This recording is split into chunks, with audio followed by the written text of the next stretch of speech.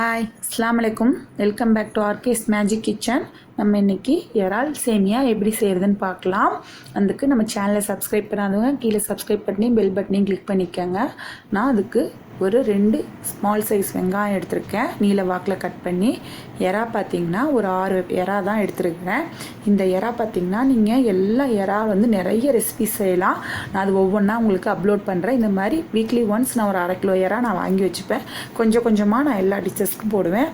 இப்போ இஞ்சி பூண்டு பார்த்திங்கன்னா நான் ஒரு டீஸ்பூன் அளவு எடுத்துருக்கிறேன். தக்காளி மீடியம் சைஸ் தக்காளி ஒன்று நீல வாக்கில் கட் பண்ணி எடுத்திருக்கேன். சேமியா பார்த்திங்கன்னா இது நம்ம நார்மலாக உப்மா கிண்டுற சேமியா தான் எல்லார் வீட்லேயும் கண்டிப்பாக இருக்கும். அப்படி இல்லைன்னா நீங்கள் இந்த குட்டி குட்டியாக இருக்கும் பாருங்கள், வெர்மிசெல்லி மாதிரி, அது இருந்தாலும் நீங்கள் யூஸ் பண்ணிக்கலாம். ஆனால் அதை நீங்கள் எண்ணெயில் கொஞ்சம் வறுத்துட்டு தான் நீங்கள் தண்ணியில் கொட்டணும். இப்போ தாளிக்க பார்த்திங்கன்னா 1/4 டீஸ்பூன் அளவு சோம்பு, ஒரு பிரியாணி இலை, ஒரு பட்டை, ஒரு கிராம்பு, ஒரு ஏலக்காய் எடுத்துருக்கிறேன் தாளிக்கிறதுக்கு. இந்த ரெசிபி பார்த்திங்கன்னா உங்களுக்கு என்ன சொல்கிறதுனா வாரம் ஆச்சுன்னா உப்புமாவே தின்னு சாப்பிட்டு போர் அடிச்சிருக்கும். இப்போ இந்த மாதிரி நீங்கள் புது விதமாக ரெசிபி செஞ்சுக்கலாம். டேஸ்ட்டாகவும் இருக்கும், ஒரு புதுசாக சாப்பிட்ட மாதிரியும் இருக்கும். இது ரொம்ப சூப்பராகவும் எம்மியாகவும் இருக்கும். ட்ரை பண்ணுங்கள். பாருங்கள், ஒரு கடாயில் நான் எண்ணெய் ஊற்றிட்டு காஞ்சதும் நம்ம தாளிப்புக்கு உண்டான எல்லா பொருட்களையும் போட்டுக்கலாம். வெங்காயம் போட்டுக்கோங்க. நீங்கள் எப்பொழுதுமே என்ன சொல்கிறதுனா நம்ம சேமியாவுக்கு ஊற்றுற எண்ணெய் அளவு ஊற்றினா கரெக்டாக இருக்கும். இப்போ நான் பச்சை மிளகாயும் போட்டுக்கிட்டேன். வெங்காயத்துக்கு தேவையான அளவு வெங்காயம் வதங்கிறதுக்கு கொஞ்சம் உப்பு போட்டிருக்கேன்.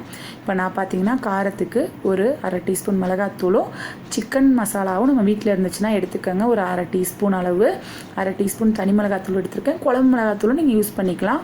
ஏன்னா நம்மளுக்கு அதுலேயே எல்லா இன்க்ரீடியன்ஸும் நம்மளுக்கு இருக்குது. மிளகு, ஜீரகம் எல்லாம் பார்த்துக்கோங்க. நான் வெங்காயம் வதங்கிருச்சு. தக்காளி போட்டுக்கிறேன். வெங்காயம் வதங்கினோடனே தக்காளியும் போட்டு நல்லா வதக்குங்க. தக்காளி வெங்காயம் வதங்கினோடனே நம்ம இஞ்சி பூண்டு பேஸ்ட் போட்டுக்கலாம். இந்த அளவுக்கு வதங்கட்டும்.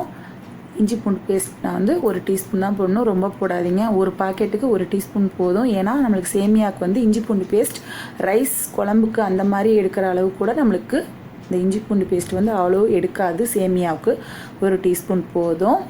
நல்லா வதக்கிக்கோங்க. இஞ்சி பூண்டையும் போட்டு வதக்கின உடனே எடுத்து வச்சுருக்கிற எறாவை போட்டுருங்க. பாருங்கள், நான் 6 எறா தான் போட்டிருக்கேன். இதுவே ஸ்மெல்லும் அவ்வளோ நல்லாயிருக்கும், நம்மளுக்கு சாப்பிட்றதுக்கும் ருசியாகவும் டேஸ்ட்டாகவும் இருக்கும்.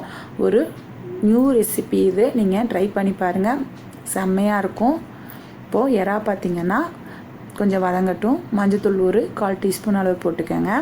எறா நம்ம எண்ணெயில் மட்டும்தான் நம்ம வதக்க போகிறோம். ஏன்னா தண்ணி கொதித்த உடனே நம்ம சேமியா போடுறதுனால ஒரு 5 நிமிஷம் எறாவை எண்ணெயிலேயே வதக்கிக்கோங்க. ரொம்ப நேரமும் வதக்காதீங்க. எறா பார்த்திங்கன்னா ரப்பர் மாதிரி ஆயிரும். 5 நிமிஷம் உங்களுக்கு கரெக்டாக இருக்கும் லெவலு. பாருங்கள், எறா நல்லா வதங்கிருச்சு எண்ணெயில். இப்போ நம்ம எடுத்து வச்சுருக்க மிளகாத்தூளும் சிக்கன் மசாலாவும் கொட்டிக்கலாம்.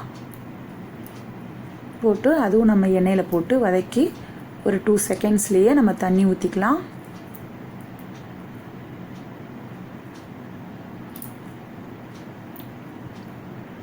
இப்போ தண்ணி ஊற்றிக்கங்க. நான் தண்ணி நம்ம எல்லோரும் வீட்டில் எவ்வளோ நம்ம உப்புமாவுக்கு யூஸ் பண்ணுறோமோ அந்த அளவு தண்ணி தான். இல்லை உங்களுக்கு அந்த அளவு தண்ணி எங்களுக்கு தெரியலைன்னு சொன்னால் அந்த அளவு மெஷர்மெண்ட் பார்த்திங்கன்னா 350 ml.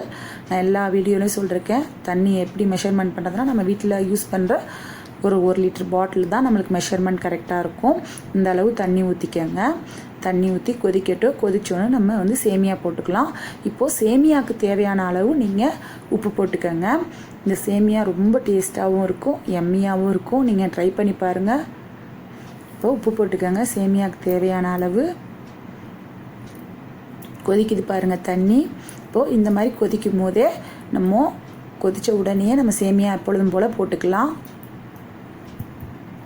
போட்டு நல்லா உள்ளே அமுத்தி விடுங்க. தண்ணியில் அந்த மசாலாவில் எல்லாத்துலேயும் நம்ம சேமியா இருக்கிற மாதிரி. ஏன்னா அமுத்தி விடாமல் விட்டுட்டிங்கன்னா மேலே அப்படியே வேகாமல் நிற்கும், கீழே சேமியா சீக்கிரம் வெந்துடும். இந்த மாதிரி நல்லா ப்ரெஸ் பண்ணி விட்டுக்கோங்க. ப்ரெஸ் பண்ணி வேக விடுங்க, கரெக்டாக இருக்கும். இதுக்கு 350 ml தண்ணியே கரெக்டாக இருக்கும். அப்போ தான் சேமியா பொழு பொழுன்னு இருக்கும், இல்லைன்னா கட்டி கட்டியாக குழஞ்ச மாதிரி ஆகிடும். இந்த அளவு கரெக்டாக இருக்கும் மெஷர்மெண்ட். நீங்கள் இதே அளவு தண்ணி வச்சுக்கோங்க.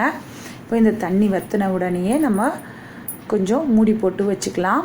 தண்ணி பாருங்கள் இன்னும் இருக்குது, கொஞ்சம் வற்றட்டும். பாருங்கள் இந்த அளவு கொஞ்சம் தண்ணி வற்றிருச்சு. இந்த அளவு ஸ்டேஜில் நீங்கள் மூடி போட்டு சிம்மில் அடுப்பு வச்சு ஒரு 5 நிமிஷம் விட்டுருங்க. சேமியா எல்லா தண்ணியும் இஞ்சி தம்மில் இருந்த மாதிரி நல்லா உதிரி உதிரியாக சேமியா நம்மளுக்கு கிடச்சிரும். சாப்பிட்றதுக்கும் ரொம்ப டேஸ்ட்டாக இருக்கும். கொத்தமல்லி தழை இருந்துச்சுன்னா அதுவும் போட்டிங்கன்னா நல்லா நம்மளுக்கு ஒரு பிரியாணி ஃப்ளேவர்லேயே இருக்கும் சேமியா.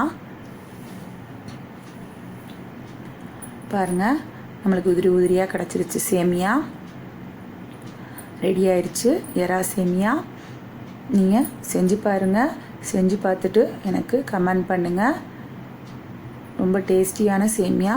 நாங்கள் வாரத்தில் ஒரு நாள் நாங்கள் இந்த சேமியா எப்படி செஞ்சுருவோம். ஏன்னு கேட்டால் நாங்கள் ரெசிபீஸ் நிறையா நாங்கள் எறா வச்சு செய்வோம். அது ஃபுல்லாகவே நான் அப்லோட் பண்ணுறேன். வீடியோ பிடிச்சா லைக் பண்ணுங்கள். தேங்க்யூ.